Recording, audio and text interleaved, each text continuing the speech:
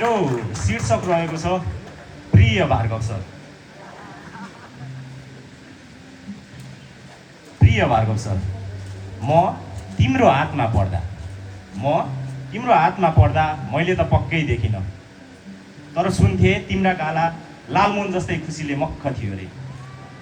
दिनभर सयौं बच्चाको सङ्गत गरेर थकित हुँदा पनि यो चुलबुलेको चञ्चलता हेरी खुब मक्ख पर्थ्यो रे। बिस्तारै हुर्किँदै गए शिक्षक नहुनुहुन्छ, शिक्षक कडा हुन्छ भन्ने गर्थे, उहाँले त्यो साबित गरिदिनुहुन्थ्यो। यति राम्रोसँग लय मिलाई मलाई सम्झाउँदै गाली गर्नुहुन्थ्यो। कहिलेकाहीँ मेरो मन मेरो बाबा उनकी शिक्षक हुन् भनी म डराउने गर्थेँ।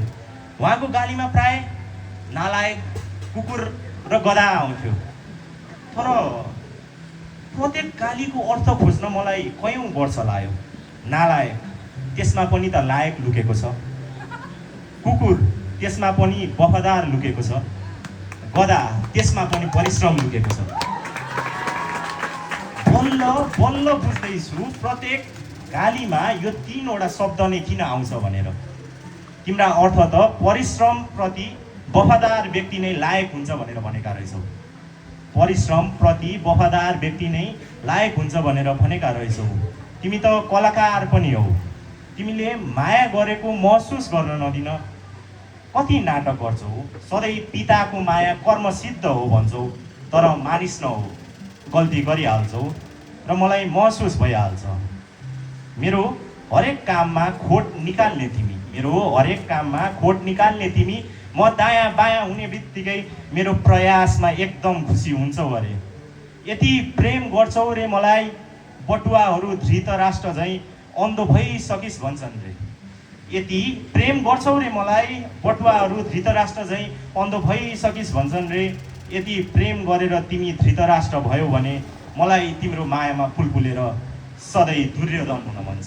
मलाई तिम्रो मायामा फुलफुलेर सधैँ दुर्योधन हुन मन छ।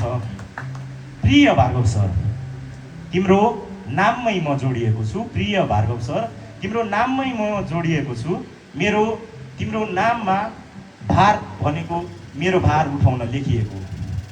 तिम्रो नामको भार मेरो भार उठाउन लेखिएको हो, किनकि मेरो भविष्यको लागि तिमीले आफ्नो वर्तमानसँग सम्झौता गर्दैछौ। मलाई सुख होस् भनेर तिमी दुःखसँग पनि सम्झौता गर्दैछौ। तर साँच्ची बा, मलाई हजुरको अगाडि ठुलो बन्नु नै मन छैन। साँच्चै बा, मलाई हजुरको अगाडि ठुलो बन्नु नै मन छैन। मलाई त यति सानो बन्नु मन छ।